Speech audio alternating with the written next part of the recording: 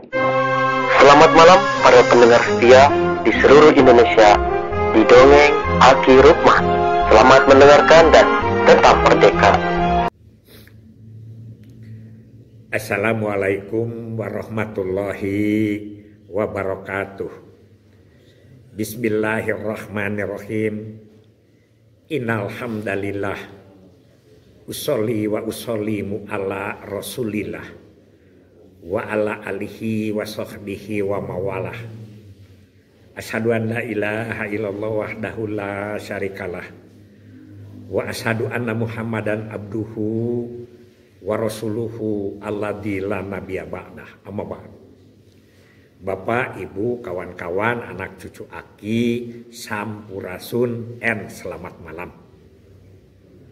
Setelah kita berbicara tentang pemikiran-pemikiran KDM yang juga dicampur oleh pengalaman Aki sebagai orang Sunda, nah sekarang pertanyaan ini udah lama, tapi insya Allah baru sekarang dijawab. Tentang Ki, saya ini newcomer, orang baru di KB. Aki suka menyebut-nyebut bahwa GPKPS, Gerakan Pembangunan Keluarga Prasejahtera, itulah gerakan terbesar, gerakan yang mengikutkan sedunia. Coba itu uraikan. Kan kalau gerakan KB itu dari dulu sudah ada, betul ya. Jadi karena ini menurut Aki akan berbicara berdasarkan pengalaman dan yang Aki tahu. Mungkin versi lain ada, silakan. Karena kan para kolot burang ya, sesepuh itu banyak. Kata itu di mana-mana juga ada. Hanya Aki yang masih mau menulis, yang lain mungkin dengan cara lain ya begitu. Begini ceritanya, soal KB di Indonesia itu tersohor sedunia itu sejak awal program. Aki kan sering mendongeng sejak awal program. Yang Aki tahu aja lah, akan nyebut yang lain lah. Tahun 1973 saja UNICEF dan UNFPA itu sudah datang ke Cibogo, Lembang, dan Cibodas, yaitu waktu itu Kabupaten Bandung. Sekarang masuknya Bandung Barat ya. Tentang apa? Tentang pos KB desa. Nah, berarti itu sudah menjadi perhatian dunia. Karena apa?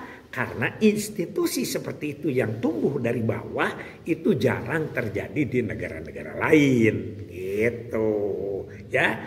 Kemudian karena Cibogo dan Cibodas itu berasal dari Sumedang, dari Genere, dari Buah Dua, maka ke sana juga dikunjungi. Jadi sudah tersohor lah.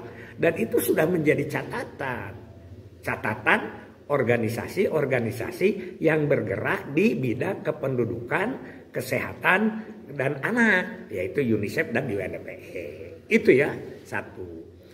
Nah, tahun 1974, karena pos KB desa direka menjadi satuan organisasi dengan segala atributnya, itu lebih gencar lagi tamu-tamu dari luar negeri. Baik yang itu sengaja maupun yang sedang di Indonesia mampir. Ya, berapa orang lah gitu, misalnya dari Rusia tidak mendadak dari Rusia ke sini, tapi sedang kegiatan di sini tentang kemasyarakatan, kemudian contohnya sampelnya dilihat ke daerah-daerah pos KB desa itu. Nah, yang kedua kesohornya apa pada saat itu? Kesohornya si UNFPA, si UNICEF mengirim orang-orang untuk penelitian. Jadi para sarjana S2 dan S3. Tidak ada esteler. Salah satu yang di tempat Aki adalah Miss Laura. Miss Laura mengadakan penelitian bagaimana tumbuhnya organisasi setara tahun itu lah. Setara masih ya dikatakanlah masih kita berkembang waktu itu ya. Sekarang juga masih berkembang. Kemudian hasilnya, tesisnya yang selama 3 bulan ini itu disebar dan diajarkan kepada seluruh daerah-daerah binaan. Jadi ada di Afrika binaannya itu, ada di Memanah dan lain sebagainya. Jadi soal kesohor mah sudah dari awal program, mungkin di kabupaten lain, provinsi lain juga ada, tapi Aki tidak tahu. Kan Aki juga masih jadi PLKB. Wawasannya tahunya adalah Sumedang, Bandung. Ya Bandung tuh dengan Lembang, termasuk Bandung karena belum pisah ya, Bandung Barat. Ya sekitar itu aja. Jadi itu yang ingin Aki ceritakan tentang sejarah. Nah kalau ini yang penanya ini adalah seneng tentang sejarah itu. Sebagai pengetahuan katanya ya, mudah-mudahan. Supaya tidak permen obor. Kemudian memasuki tahun 1980-an, nah kita banyak yang sengaja belajar dari luar negeri itu, terutama ya dari daerah-daerah timur ya, dari barat kurang ya, dari timur ya dari Afrika lah, dari daerah Jazirah Arab dan lain sebagainya, yang sengaja belajar tentang bagaimana program KB pelaksanaannya, terutama mekanisme operasional. Nah gitu ya, sampai karena berpuluh-puluh angkatan ya Aki juga sekali-kali suka dipakai daerah praktek kan, karena latihannya kan di Jakarta itu mah, di Jakarta kalau kesininya namanya PULIN ya, Pusat Latihan Internasional begitu. Nah di situ sampai karena seringnya banyaknya yang belajar ke kita mendapat julukan Center of Excellence. Waduh, Aki juga nggak ngerti, sampai sekarang juga nggak ngerti itu apa artinya. Jadi Center of Excellence itu adalah pusat-pusat latihan di dunia. Katanya 4 tempat. Satu KB ke kita, ada pertanian kemana gitu, ada apa kemana gitu. Aki juga tidak begitu tahu, kalau tidak salah pertanian itu di Bangladesh apa di India atau di sekitar itulah ya gitu. Dan kita hanya KB, jadi Center of Excellence itu sudah kesohor sedunia. Kemudian yang jadi kagum lagi dunia adalah Pertasi Kencana, pertanian, koperasi dan keluarga berencana disatukan. Di negara-negara lain itu tidak ada.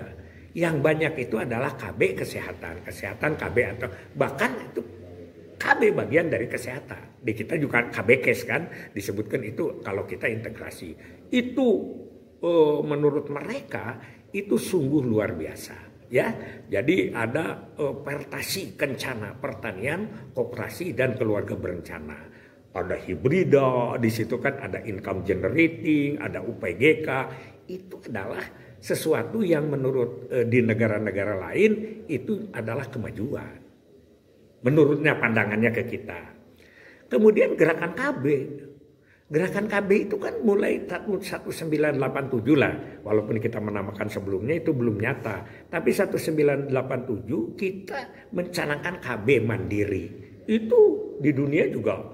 Terus orang-orang melihat bahwa Indonesia itu baru saja 17 tahun melaksanakan KB sudah diserahkan ke masyarakat. Walaupun secara bertahap kan, pra-mandiri, mandiri parsial, dan mandiri penuh. Gitu. Itu adalah sudah tersohor. Apalagi spanduk terpanjang di dunia. Itu kan dunia kagum. Spanduk Pertasi Kencana atau spanduk KB gitu. Ya terutama dengan Pertasi Kencana sampai bisa membuat spanduk terpanjang dalam guidance book atau apa namanya. Pokoknya tercatat. Nggak tahu sekarang mungkin sudah ada yang lebih karena itu kan tahun 90-an ya, tahun 90. Jadi guidance book tentang itu wah sudahlah ya. Apalagi Population Awards, yaitu penghargaan kependudukan dari PBB kepada Pak Harto.